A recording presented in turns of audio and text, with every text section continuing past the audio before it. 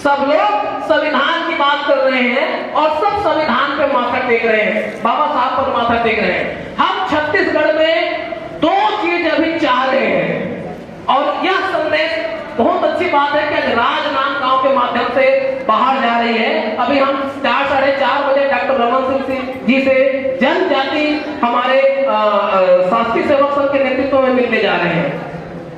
एक बार भारत के संविधान के आर्टिकल 16(4)A में ये लिखा हुआ है इस संविधान में कि अनुसूचित जनजाति और अनुसूचित जाति वर्ग को शासकीय सेवाओं में प्रतिनिधित्व देने की व्यवस्था राज्य की सरकार करेगी।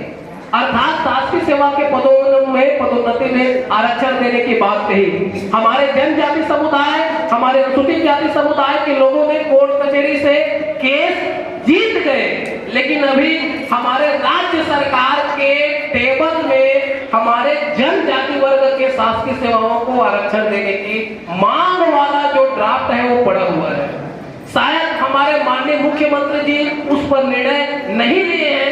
हम लोग जनजाति शासकीय सेवक संघ और अनुसूचित जाति के शासकीय सेवक मिलकर माननीय सीएम साहब से मिले, लेकिन एक साल के 16 महीने हो गए, 16 महीने से इस पर कोई निर्णय नहीं हुआ है। इसके वजह से हमारे जनजाति वर्ग के जो अधिकारी हैं वो ऊपर के पद में प्रमोट नहीं हो पा रहे हैं और जो बेरोजगार हैं हमारे जनजाति के वे नौकरी में नहीं आ पा रहे हैं। तो आप सबसे आग्रह है कि गांव-गांव, घर-घर इस बात को बताएं और आर्टिकल 16(4)A जो संविधान में जनजाति वर्गों को शासकीय सेवाओं में प्रतिनिधित्व और आरक्षण देने की बात कहता है पदोन्नति के पदों में, उसको लागू करवाने की बात करें। और 335 में जो पूरा दावे की बात किया गया है, हर शासकीय पद में हमारे जनजाति समाज के दावे हैं, इस दावे को हमको लेना है। तो आज एक हम पत्र लेके आए हैं, तो आप सबसे आग्रह है कि हम हमारे कंवर समाज की ओर से ये शासन तक बात जाए कि आपने 1.5 साल से हमारे जनजाति समुदाय के पदोन्नति में आरक्षण के मुद्दा को रोक के रखा है, इसको जल्दी से जल्दी आप लागू करवाइए। यह बात हमारे कंवर समाज की ओर से जाना चाहिए, क्योंकि हमारे पास अभी इतने जितने लोग बैठे हुए हैं, मेरे ख्याल से कोई किसी के पास करोड़ रुपए का बिजनेस नहीं होगा। क्या है चंद्रमौली सर? किसी के पास नहीं है। तो हमारे पास जीने के लिए क्या है? तो हमारे पास जीने के लिए केवल संविधान है बस। जंगल जमीन हमारी रही नहीं, 267 राजद है, सरकार को पूरे जमीन दे दी। 267 राजद है जनजाति के, अपने हजारों करोड़ों एकड़ जमीन सरकार को दे दी। बदले में हमको क्या मिला? बदले में हमको यह संवैधानिक अधिकार मिले और इस संवैधानिक अधिकार का परिपालन नहीं हो पाने से हमारे यहाँ गरीबी और बेरोजगारी बढ़ती जा रही है। हम हमारे बच्चों को इतना पढ़ा लिखा रहे हैं, तो घर में बैठाने के लिए पढ़ा लिखा रहे हैं क्या? नहीं कर रहे हैं। तो ये आरक्षण व्यवस्था लागू नहीं होने से हमारी पूरी पढ़ाई लिखाई, हमारी रोजगार सब ठप पड़ी है। लगभग 40,000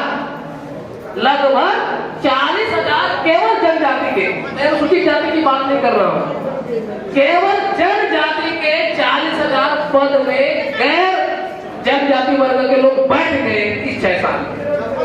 अर्थात 40,000 लोग प्रमोट होते और 40,000 लोग हमारे जो आज जो बच्चे पढ़ रहे हैं, 12वीं पास हो रहे हैं, कॉलेज कर रहे हैं, ये लोग नौकरी में आते हैं। अब सोचिए हम कैसे ऐसी कौन सी नियमावली बनाए कि 40,000 हमारे गोड़ समुदाय के बाद हमारे जो कंवर समुदाय के 20,000 बच्चे हमारे नौकरी में आ जाए।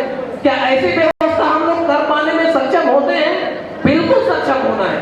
और यह बात डंके की चोट में कहना है कि जनजाति वर्ग का जो एक बहुत बड़ा आधार है वो है नौकरी, क्योंकि 32% छत्तीसगढ़ में है और 32% का आजीविका के लिए, रोजी रोटी के लिए और भागीदारी के लिए संविधान के प्रावधान को हमको लागू करवाना है और कुछ नहीं करना है।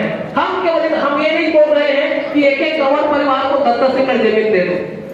हम ये नहीं बोल रहे हैं कि एक कंवर परिवार को 10-10 एकड़ जमीन दे दो। हम ये चाहते हैं कि हमारे कंवर समुदाय के बच्चे शासकीय नौकरी में आ जाए और हमारे कंवर समुदाय के जो शासकीय सेवक है वो पदोन्नति में आरक्षण लेके उच्च पदों में पहुंच जाए। ये 6 साल तक रुकी हुई है और आने वाले